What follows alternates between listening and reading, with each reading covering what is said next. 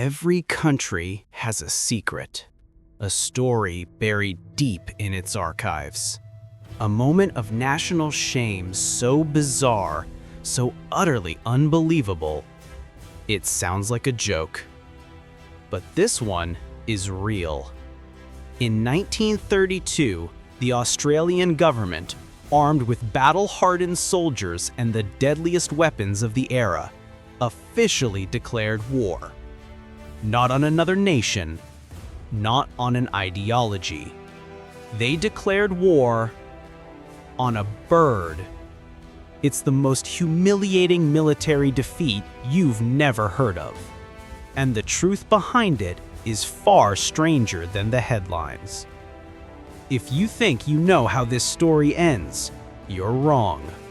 Stick with us and we'll show you how a nation armed with machine guns was brought to its knees by birds.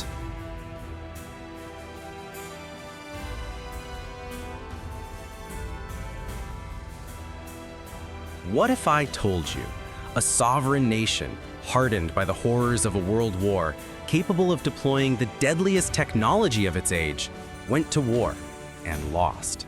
Lost not to a foreign superpower, not to a clandestine organization, but to birds? In the annals of military history, it's a footnote, a punchline. But in the dusty, sun-baked heart of Western Australia in 1932, it was a tragedy, a farce, a spectacle so bizarre that the entire world stopped to watch.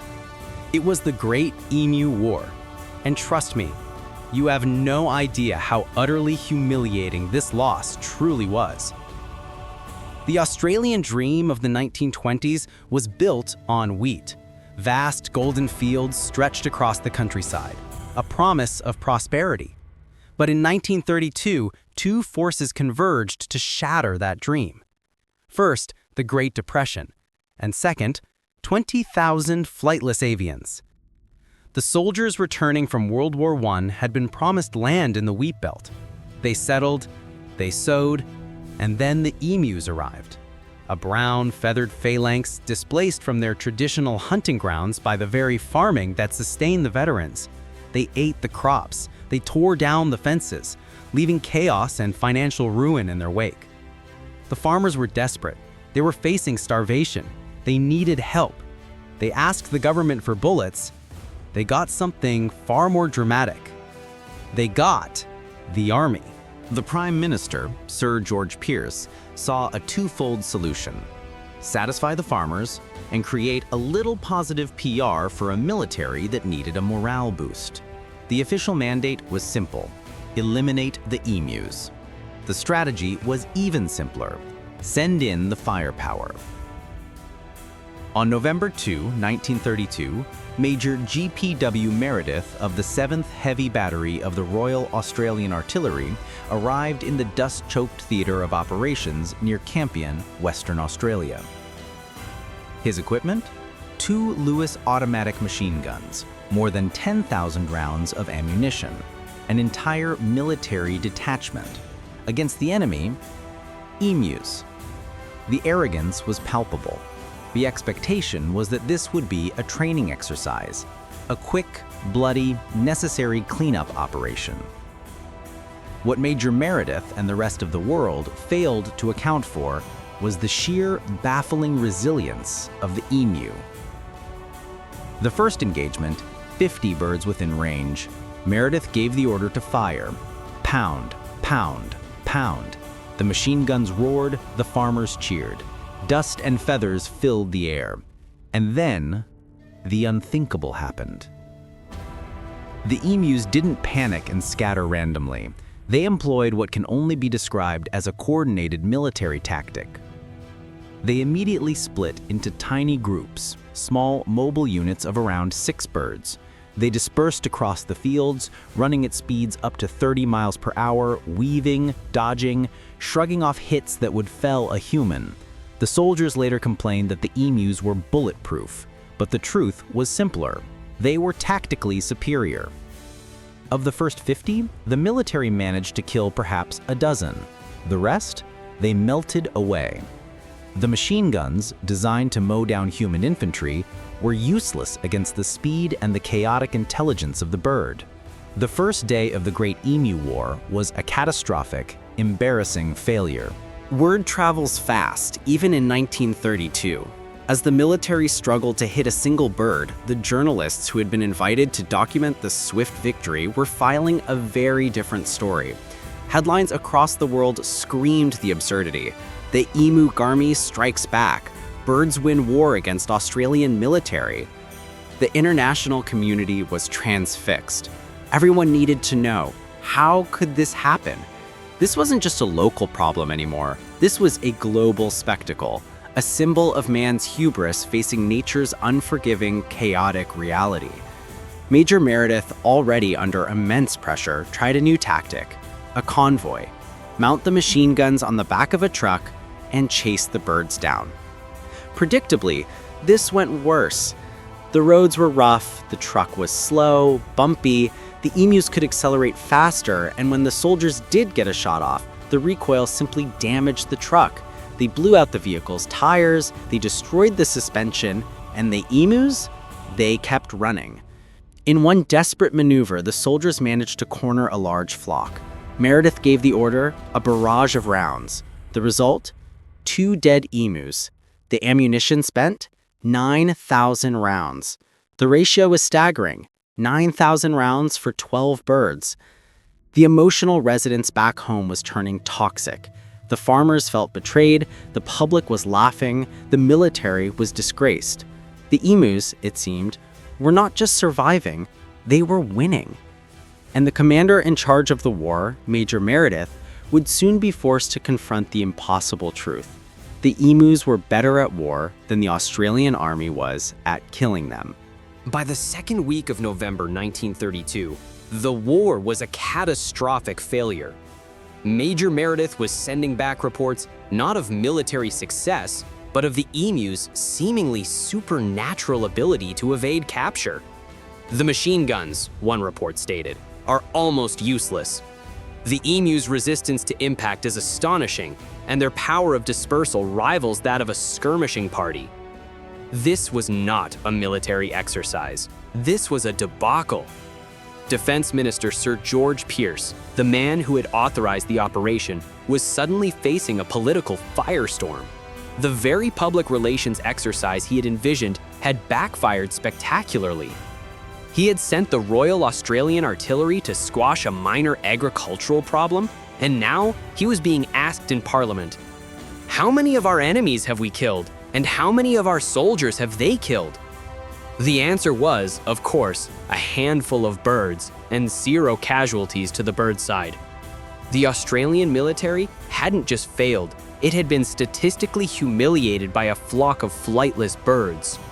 On November 8th, just 6 days after the campaign began, the order was given. The war was over. The Australian military was to immediately withdraw. The public reaction was swift and merciless.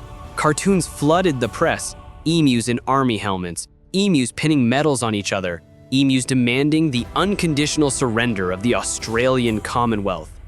The entire nation was gripped by the absurdity. You simply had to be following the news of the emu's glorious state victory. But withdrawing the soldiers didn't make the emus disappear. The birds, now emboldened by their victory over the human army, intensified their attacks on the crops. The farmers, who had momentarily felt hope, now felt a deeper, more profound sense of betrayal. The political pressure became unbearable. Pearce was mocked mercilessly, but he was also acutely aware that he had promised relief. He needed a win. He needed a different strategy. So, in a desperate, almost secret maneuver, the Australian military tried again. This was the Second Emu War. It began a few weeks later, and this time there was no fanfare, no embedded journalists, no Lewis machine guns mounted on trucks. This time, the military decided to rely on the cunning and expertise of one man, Gunner J.S. O'Halloran. O'Halloran adopted a different, more lethal approach. Forget grand military maneuvers. He used guerrilla tactics. He moved in small, silent units. He lay in wait. He lured the birds into specific choke points. He used better positioning and the element of surprise.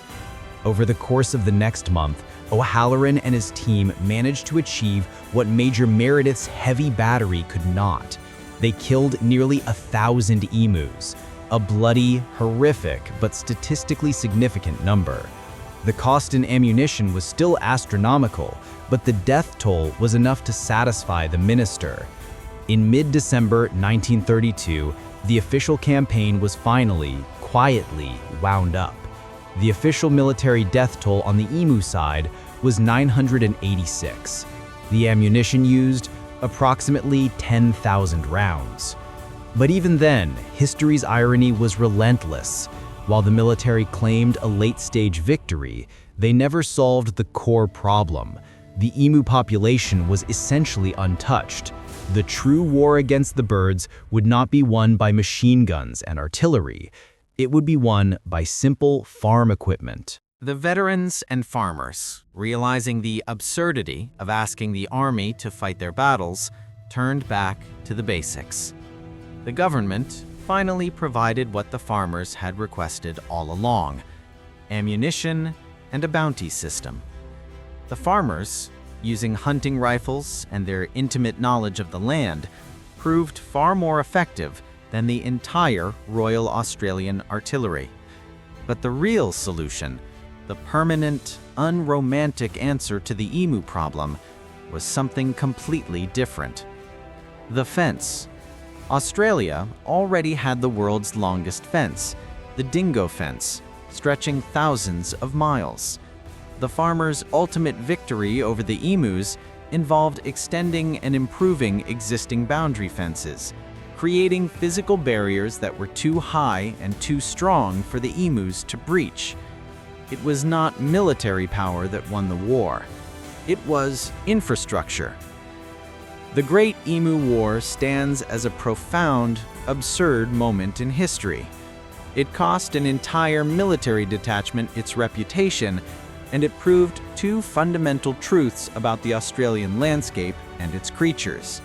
One, never underestimate the tactical ingenuity of an emu. And two, that the very systems designed to protect humanity, political, military, and technological, can be utterly useless against the simple, persistent force of nature. The Great Emu War officially ended, but the story never truly did. Its legacy is not one of victory or defeat in the traditional sense, but of a mirror held up to human hubris. Think about it. In the same decade, the world was building massive battleships, developing advanced aviation, and forging alliances that would lead to another world war. Yet, a professional army, equipped with a heavy machine gun, was systematically and publicly outmaneuvered by a bird whose brain weighs less than an orange. For decades, the story lingered, a whisper of national embarrassment. But in the age of the internet, the Emu War found its true home.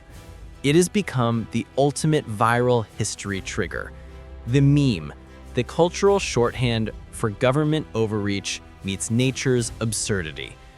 You see the headlines today: Australia's military humiliation. The emus are still undefeated. The global consensus is clear. The emus won, fair and square. But beneath the surface of the joke, there is a poignant truth: the human cost. The veterans of World War I who fought for their country and then had to fight their own government and a swarm of birds. They lost their farms, their livelihood, and their hope, not to a lack of effort, but to forces far outside their control. The Emu War wasn't a skirmish. It was a failure of imagination, a failure to understand that sometimes the problem doesn't need a military solution. It needs a fence, or just a little respect for an unpredictable, resilient wild. Major G.P.W. Meredith, the man who led the failed campaign, never fully escaped the shame. But his final official words on the matter speak volumes about the quality of his enemy. He wrote that the emus possess capacity of dispersal and their ability to run great distances even when badly wounded. He concluded with what must have been agonizing respect.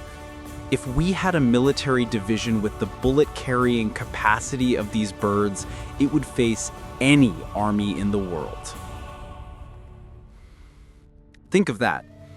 A formal military complement to an animal they were sent to eradicate.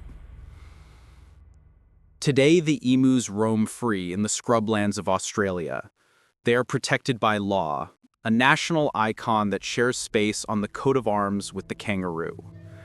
They stand as a quiet, feathered reminder of the day a modern nation went to war with the most unexpected of enemies.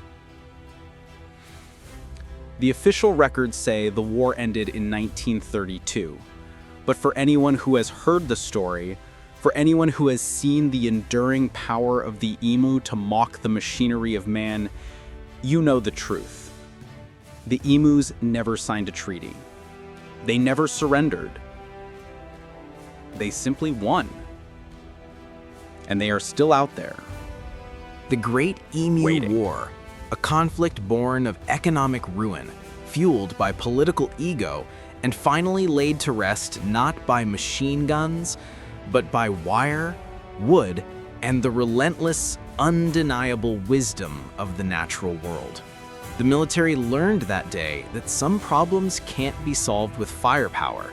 They learned that a bird, dismissed as a pest, could employ tactics that humbled the might of an empire. And the rest of the world learned, with a laugh and a shudder, that sometimes the most sophisticated machine a man can build is no match for a simple pair of fast-running legs. The emus are still there. They are still winning the long game against the unforgiving sun and the vast, beautiful absurdity of the Australian outback. And every time you see one, every time you laugh at the meme, remember the profound, almost spiritual irony of that final military report. The emu is a fighter, and in 1932, it was the better army. If this story proved anything, it's that history is full of unimaginable twists. We want to keep bringing you the buried secrets and unbelievable truths the world forgot. So please, subscribe to the channel, hit the like button if this story shocked you, and let us know in the comments below. If you had to choose an animal to lead your nation's army, which one would it be? And would it stand a better chance against the emus? Until the next historical mystery, we'll see you in the archives.